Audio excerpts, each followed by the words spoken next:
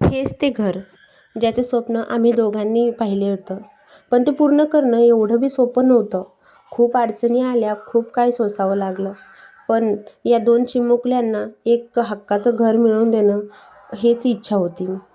आज त्याच घराची पूजा होती. देवी मातेला नमन करून मी एवढंच मागितलं, माते तुझ्या कृपेमुळेच मला सर्व काही मिळालेलं आहे. तुझा आशीर्वाद माझ्या कुटुंबावरती असाच राहू दे. आता कुणी मुलांनी भिंतीवरती लिहिलं म्हणून आरडाओरडा करणार नाही. पैसे देऊनही प्रत्येक गोष्टीवर हुकूम ऐकावा लागणार नाही.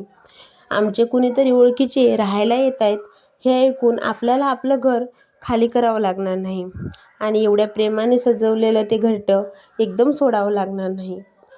ते वेदना आता आमच्या जीवनातल्या संपल्या. हे माते, माझ्या मुलांना तरी का होईना हक्काचं घर मिळालं, हक्काच्या घराची सावली मिळाली.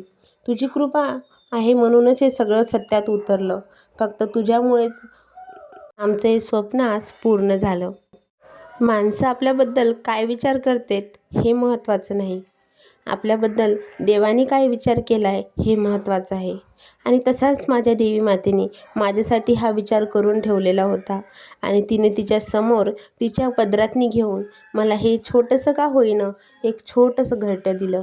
आणि हे घर खरंच माझ्या स्वप्नातलं एक छोटं आहे, पण माझं स्वप्न होतं ते.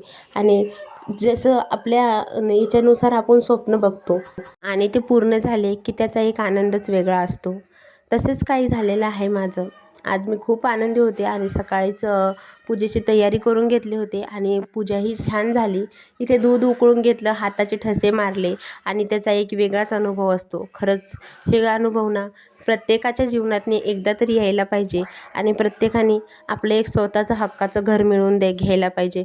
कारण ना की आपल्या मुलांची शाळा बदलत नाही, सारखं सारखं त्यांचे मित्रमैत्रिणी बदलत नाही. कितीही गोष्टी झाल्या तरी हे हक्काचं घराची वेगळीच गोष्ट असते. कसा वाटला व्हिडिओ नक्की सांगा. भेटूया नवीन व्हिडिओ.